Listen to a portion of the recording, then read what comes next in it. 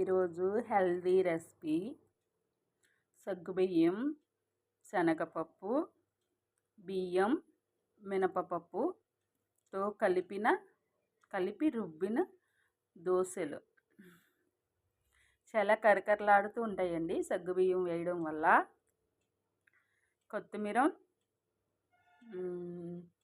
వేరుశనగపప్పు చట్నీ అండి, ఎగ్గు, బాదాం. Okay friends, మీరు కూడా ఏం టిఫిన్ చేస్తున్నారో నాకు కామెంట్ చేయండి. ప్లీజ్ సపోర్ట్ చేయండి ఫ్రెండ్స్. గుడ్ మార్నింగ్ అండి ఆల్ ఆఫ్ యూ. మీరు కూడా నాకు గుడ్ మార్నింగ్ చెప్పండి ప్లీజ్, కామెంట్ చేయండి.